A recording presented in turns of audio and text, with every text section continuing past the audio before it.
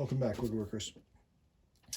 So with my practice board here, I'm preparing to apply some penetrating oil finish. So I've done all the sanding on this thing. I've eased the corners. I've also placed something underneath the work piece, but on top of my bench. I don't want those, any potential of excess material dropping down onto my bench and then creating a bit of a hard surface there, just in that one spot. So, all right, I think I have everything out in front of me, I think, until I'm reminded that I don't. A couple things to think about. If you have just sanded in this space, you'll need to do one of three things. Wait for that dust to settle, and then apply your finish. Brush all of this stuff off, which just kind of reactivates it and puts it in the atmosphere. Or if you lay down just a little bit of water in the surrounding area, that will act as a bit of a magnet for collecting the dust. But ultimately, trying to sand in a different location from where you're going to apply finish, especially back to back, is wise. So we want this to be relatively dust-free, or as much as we possibly can. Unfortunately, with woodworking, that is not as easily done as one would hope. But anyway, so a couple things. So I want to brush off or remove excess dust or debris from the workpiece. And I always am a little bit cautious about this with using a brush. I don't want to drag the wooden parts here anywhere, because that could start to bruise the wood a little bit. It just leaves a gouge that is different from that of what I just placed with my sanding. All right, so using a brush like this is fine. A lot of people also like to have more of a painter brush to get rid of this stuff. If it's a closed poured wood, and we're using just a piece of maple, closed poured wood like this, it really is going to be less of an issue for holding some of that loose particulate stuff, sawdust, or sawdust. If it's an open pour wood, oaks, ash, mahogany, walnuts, any of those things are a bit fussier to do. So this might be a better option to get in there and kind of scrub out that material. A couple of approaches to this. People talk about using compressed air and blowing out all that loose stuff. Again, that would work in theory, but then we're just kind of creating this dust cloud that is not going to help our situation. So if you're going to use compressed air, it cannot be in this environment. Other people talk about using a vacuum and pulling out the sawdust that way. It's also fine. It just seems like a lot of fussy work. And with the brush that I just did, I think that would be acceptable. So, okay, so I have my finish ready. What I want to do, and I'm really just going to focus on the face of this for the video, but I want to elevate this board, especially if there was the edges that I'm going to finish. So I want to elevate this thing. Oh. These little finishing triangle pieces are kind of amazing. And these will get finish on them and paint on them, and that's great, but really doesn't do any damage to the board. And in theory, you could apply this face, rotate it around, rest it here. You notice this has not been sanded. And then have just those little tiny triangular points there that will easily sand out. Most finishes, you have to be cautious about the gravity kind of pulling that away from the wood. But with a penetrating oil like what we're doing, that would probably be acceptable. All right, so I'll do it this way. All right. So now that I have this thing set up, I want to see if I can show you a better view of this. I want to make sure that everything is in place. So personal protection is going to be the most important thing always. And the thing about finishing, which is important to remember, is just like sawdust, these are not an immediate threat. This is more of a sustained, pardon me, long-term effect of how much exposure you get, how much people's toxicity level is going to be, and building up a chemical resistance is not great. Anyway, making sure that you have proper equipment to keep the finish off of your skin. So these gloves are going to be super important. The other piece is going to be respirators. And dust masks are not appropriate for this application. Those are good for dust particles, but they're not good for keeping the VOCs out of your lungs.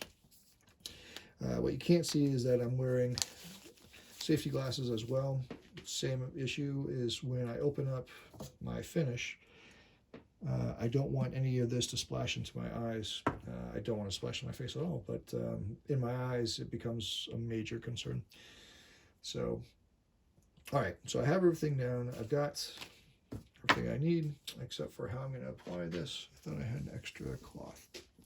So, getting back to application of a penetrating oil, there are really only three, well, there's two nameable penetrating oil options. People have probably all heard of tung oil.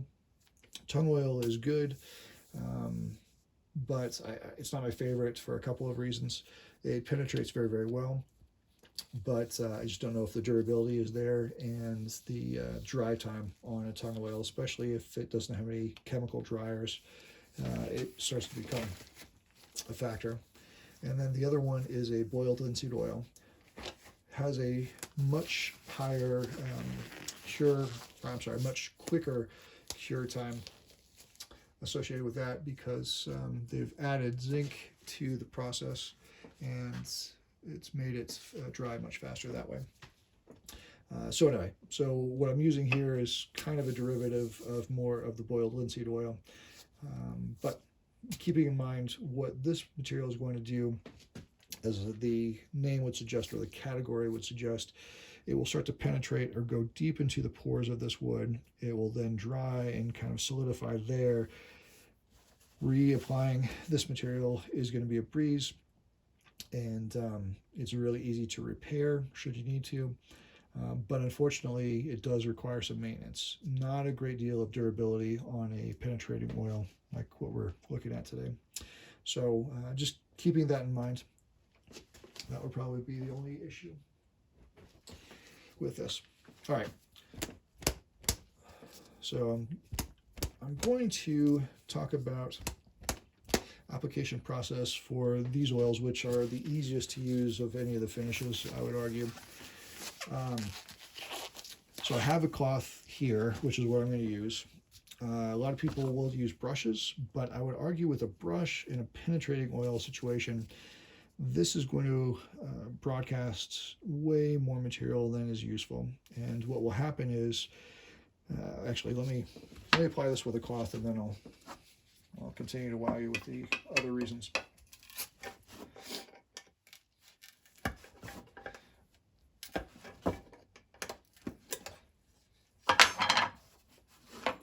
Not sure if you can see inside of this concoction. No, you probably can't. There you go. So it's relatively clear, which is good.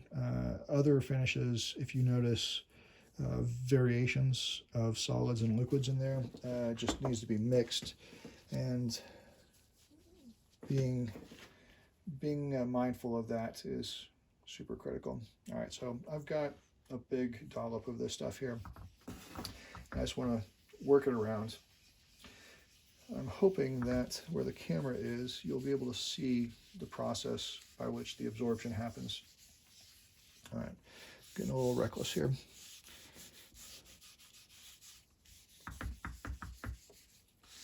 So if I were to brush this thing on, and I think it's fair to say that I have way more of this finish than I probably want. All right, good. So you're kind of catching how it's absorbing in other areas, and so we're getting these highs and low spots. I'm not sure what that is in the way. Not that. Oh, that's the dead zone.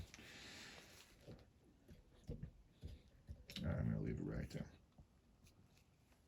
Better. Okay, so keep an eye on that as far as the absorption, because that's going to be critical for what we are talking about. I think a lot of people are really tempted to just go heavy, heavy, heavy on the coats with this, and then think that they're building up the protective layer of this material and want it to kind of function like its distant cousin, a film finish. And unfortunately, penetrating oils don't really develop that building quality. And so all of this all of this finish needs to grab a hold of the pores of the wood in order to be effective per the chemistry of this material.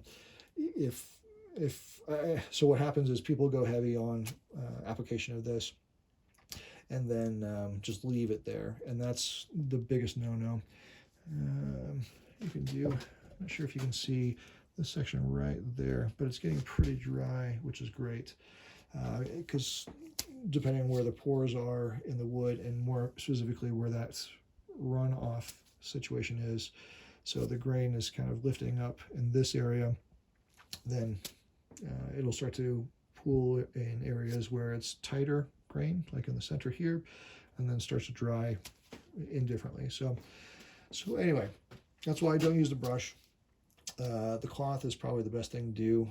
I would always recommend reading the instructions of your finish, which sounds like not a lot of fun because you just want to put your finish on. You've worked hard for this project. If I can do this to make it better, that's probably a better view. I'm going to get good at this one day. Unfortunately for you, today is not the day.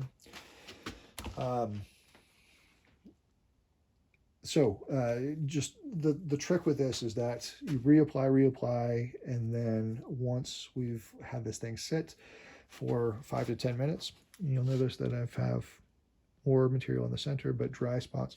So I just want to rework some of this. I'm not going to grab more material from the container just yet. I will if I need to, but I want to even this out and really give it a chance to absorb. I'm going with the grain now, is going across the grain. Either of those options are totally fine when you're applying this type of finish. You're not going to leave any streak marks or brush strokes, any of that. One note that I will make about my application with the cloth is I think it's really dangerous from a aesthetic standpoint to leave this cloth out and drag it as it's flat all the way around, because the amount of pressure that I'm applying where my fingertips would go, I'm going to run out of material there somehow. And so I have a lot of saturation the rest of the area of this cloth. So I want to take advantage of that and create a bit more of an area for this material to be more evenly distributed. Penetrating oils, not the biggest concern with uneven distribution. Again, this is one of those finishes which is really difficult to mess up. But the issue, if you're going to continue this process and do this technique, pardon me, on a different finish, then you start running into some problems. Okay, well, instead of having you sit and watch this thing dry, which is not a lot of fun, I'm going to give it about 10 minutes. I'm going to come back with a dry cloth, and I'm going to just come over and pick up all the excess. If I continue to rework this now, especially on the first coat, I'm not really doing the board any favor, which in essence means myself. So I want to remove all the excess, because everything that's now starting to absorb into the pores of the wood, that's the thing that we wanted to do. And we're achieving that now. I just want to make sure that I can do this evenly so that I don't have any high or dry spots. And then the last thing with this is I will come back and reapply for this finish, same material and lightly sands potentially with 320 or 400 grit, and then reapply. Sometimes with the directions of whatever product you're using, it will recommend sanding. Sometimes it'll tell you not. Sometimes it'll say 5 minutes to wait before you wipe it off, sometimes 10. So you really do need to read the instructions about what the chemists have come up with, and don't guess. It's a really easy thing to do, is to overthink it or try to outsmart it. And I always think that much smarter people than I have gone to great lengths to make this product fantastic. Who am I to interrupt or interfere with that? All right, so hopefully that was helpful. I will reapply this, and with any luck, I might be able to show an example of this in a later video compared to other finishes. All right, thanks everyone.